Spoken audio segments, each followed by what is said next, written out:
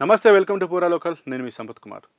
ధరణి Bhubharati digitalisation, registration, data corrections ప్రక్రియను అడ్డం పెట్టుకొని రెవెన్యూ శాఖలోనే కొందరు దండుపాల్యం బ్యాచ్గా ఏర్పడ్డారనే గుసగుసలు వినిపిస్తున్నాయి.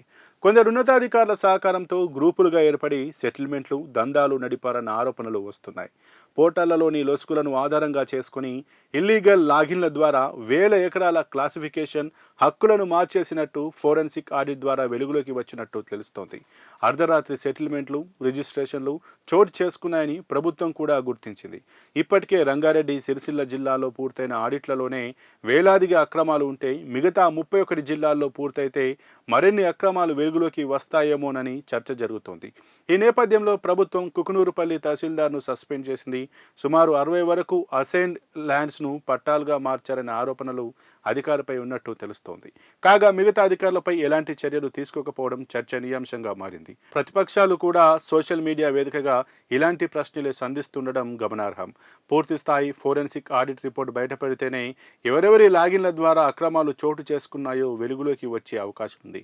ప్రభుత్వ భూములకు మోసపూరితంగా పాస్ పుస్తకాలు జారీ చేసినప్పుడు భూభారతి చట్టం సెక్షన్ 19(20) కింద వాటిని రద్దు చేసి స్వాధీనం చేసుకునే అధికారం సీసీఎల్ఏకు ఉంది. రికార్డులను ట్యాంపర్ చేస్తూ అక్రమాలకు పాల్పడిన తహసీల్దార్లు, ఇతర అధికారులపై క్రిమినల్ క్రమశిక్షణ చర్యలు తీసుకోవడంతో పాటు సర్వీస్ నుంచి తొలగించవచ్చు. అయితే సదుద్దేశంతో తీసుకున్న నిర్ణయాలకు మాత్రమే చట్టపరమైన మినహాయింపు ఉంటుంది. 6 ఏళ్ల కాలంలో లెక్కలేనని అక్రమాలు చోటు చేసుకున్నాయి. వేలాది ఎకరాల భూములు చేతులు మారగా వేల కోట్ల లావాదేవీలు జరిగాయి. 2018కి ముందు, ఆ తర్వాత పరిశీలిస్తే ప్రభుత్వ భూముల లెక్క తెలుస్తుంది.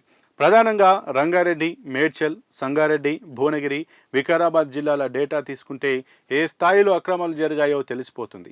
గండిపేట, శేరిలింగంపల్లి, రాజేంద్రనగర్, శంషాబాద్, మహేశ్వరం, కందుకూరు, బాలాపూర్, ఇబ్రహీంపట్నం, మంచాల మండలాల్లో కింది నుంచి రిజెక్ట్ చేస్తూ సమర్పించిన ఫైళ్లను ఉన్నతాధికారులు నేరుగా అప్రూవ్ చేశారని తెలిసింది. అందుకే ఇప్పుడు అక్రమార్కులపై చట్ట ప్రకారం చర్యలు తీసుకుంటారా లేదా అన్న చర్చ నడుస్తోంది.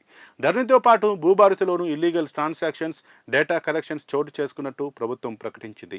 కుకునూరుపల్లితో పాటు రంగారెడ్డి జిల్లా అబ్దుల్లాపూర్ మెట్, రావిర్యాల, మేడ్చల్ జిల్లా ఉప్పల్, కల్సా, కూకట్పల్లి ప్రాంతాల్లోనూ ఉన్నాయని ఫోరెన్సిక్ ఆడిట్ ద్వారా బయటపడినట్టు తెలిసింది. అయితే వాటిపై ఎలాంటి చర్యలు తీసుకోకపోయినా ఒక కుకునూరుపల్లి తహసీల్దార్ పైన ఎందుకు సస్పెన్షన్ వేటు వేశారో అర్థం కావడం లేదని రెవెన్యూ వర్గాలు చర్చించుకుంటున్నాయి. ఒకవేళ అసైన్ ల్యాండ్స్ ఇష్యూనే అయితే శేర్లింగంపల్లి మండలంలో అసైన్ ల్యాండ్స్ను క్లియరెన్స్ ఇచ్చిన డిప్యూటీ తహసీల్దార్పై యాక్షన్ తీసుకోవాలి కదా అనే చర్చ జరుగుతోంది. కానామెట్లో అసైన్ ల్యాండ్స్లో హైరైజ్డ్ బిల్డింగ్స్ నిర్మిస్తున్నారు. ఈ అంశంపై శేర్లింగంపల్లి రెవెన్యూ అధికారులను అడిగితే నోటీసులు జారీ చేశామని చేతులు దులుపుకుంటున్నారు. అంతేకాకుండా మండల పరిధిలోని ప్రతి గ్రామంలోని అసైన్ ల్యాండ్లో అపార్ట్మెంట్స్, కమర్షియల్ కాంప్లెక్స్లు కనిపిస్తున్నాయి. గండిపేట, బాలానగర్, రాజేంద్రనగర్, శేర్లింగంపల్లి, నిజాంపేట, బాలాపూర్, మేడ్చల్ మండలాల్లోనూ అసైన్ ల్యాండ్స్ కనుమరుగయ్యాయి. మరి ఆ డేటాను మార్చి అనుమతులు జారీ చేసిన వారిపైన యాక్షన్ ఉండాలి కదా అని జనం గుర్తు చేస్తున్నారు.